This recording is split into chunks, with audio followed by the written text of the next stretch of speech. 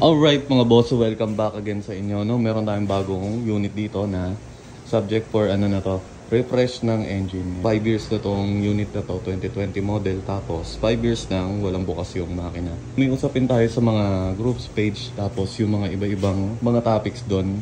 Mas maganda daw na hindi pa bukas yung makina or nabuksan pa. Pero yung case na within 3 years to 5 years, syempre, moving parts yan sa loob ng makina. May nagpupudpuran dyan at nababawasan yung performance kapag nalilesen yung size ng diameter ng mga material sa loob o yung mga parts sa loob.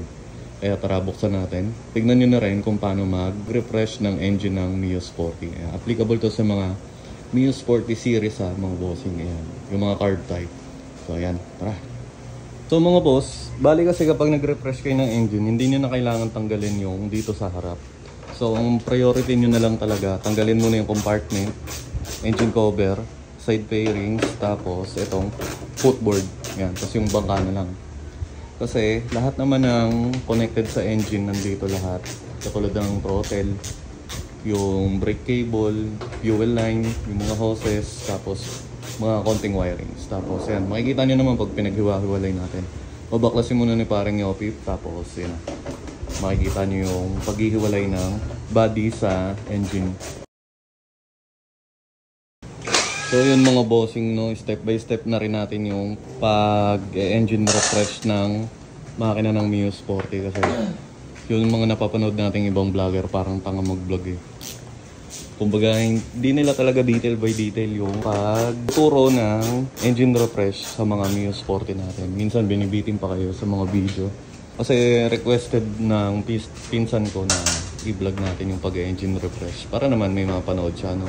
Ma-document din yung alaga niya at may balikan siyang memories kapag kung kailan na-refresh na yung engine niya. So ayan, tanggal yung engine cover. Right. May tsura lilinisin din namin yung loob. Baklasan ni paring Yopi, pa nakita niyo na yung makina, no? Tapos, konti na lang yung mga plugs na lang, mga hoses. Tapos, yung Pip, sunod mo, yung brake cable. Brake cable. Oh, yan, dito sa may gulong. Tapos dito, ihilahin mo yan. Pagkatanggal nyo nung mga nakakabet spring, yung thread, tapos yung spacer na pinag-shoota ng cable.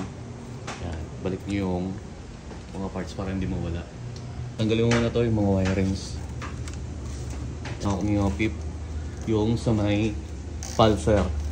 So meron siyang white red tsaka white blue. Yung sunod yung sa may stator, yung charger.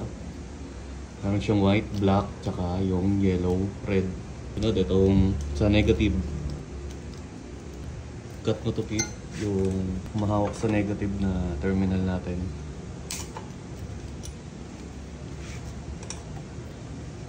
Itong socket na sa may ignition coil. Yun. Tanggalin mo. Sunod natin ay yung itong sa may socket sa may carb. Medyo ganun pala siya dito banda. Okay na. Yung pagpinisa. Ayan o. Asan yung pipisain? Eto, kailangan pisain lang to. Yan. Ayan kasi kung mapapansin nyo. Doon naka-hook na. Ayun may butas yun eh. Sa sila. Itong throttle cable. Tapos sunod fuel line. Yung choke cable. Medyo din nyo kita mga bossing kasi nasa kabilang side pero may nut yan sa ilalim. Yung nakita nyo ba? Ayan. Tapos sila pataas. Pwede nyo natanggalin sa pagkakapit yung ulo ng throttle cable. Natanggal na. Sunod yung choke tip. Ito siya mga bossing mo. Size 10. Pero plastic lang yan kaya hindi nyo gagamitan ng puwersa. Ito. Tanggalin mo muna yung Pip. Yan.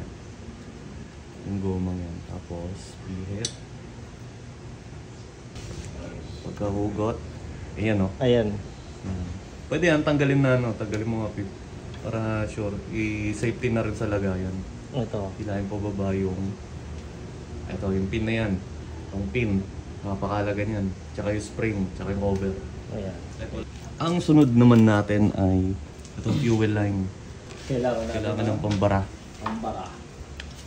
Ang ginagawa ko dito, sanay na ako. Pinipisit ko yung isa sa mga part ng hose, tapos hilahin ko lang.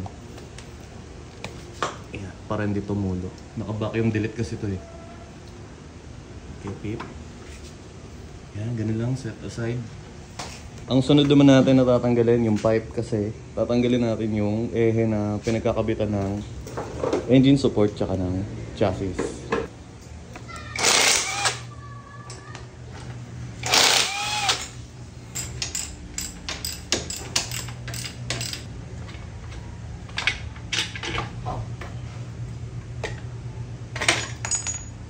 Sige.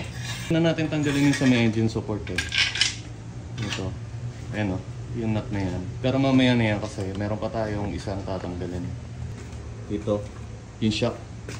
Kailangan natin tanggalin. So, kailangan nyo ng tanggalin yung dalawang 8mm na bolts ng top cover ng crankcase. So, pag dito kasi, pag salty top cover, may hirapan kayong tanggalin kasi nakatago yung isang bolt niya. Yun, 8mm. Pero yung isa pwede naman na. Kaya pwede kayo gumamit dyan ng ratchet na pantanggal ng 8mm. Tapos dito, ito gagamitin nyo. Close and open na wrench na, yeah, 8mm.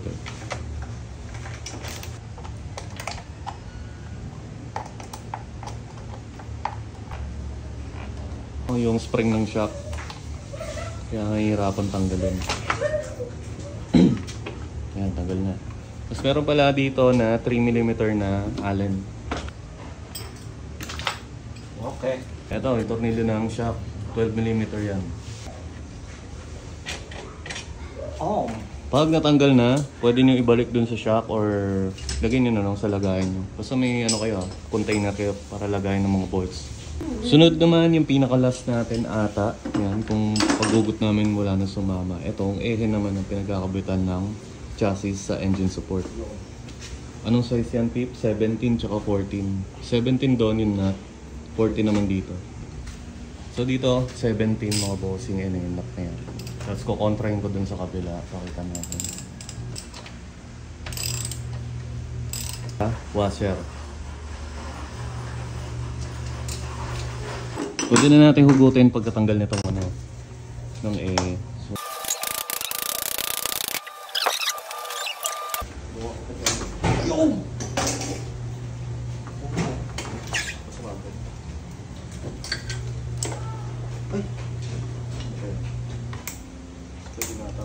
Ano? Okay na. Ang cable tie nga lang yun. Saan nakakabit yun? Alright mga boss, so natanggalan natin ang napaghiwalay. Ito na yung chassis. Yan, kahit di nyo natanggalin yung harap, pwede na, puro likod lang. Tapos dito na tayo mag-focus sa engine, no? Yan, step by step pa rin yung tuturo natin para pag nag-engine refresh kayo, kumukuha kayo ng idea, malaman nyo yung mga pagkakasunod-sunod na babaklasin.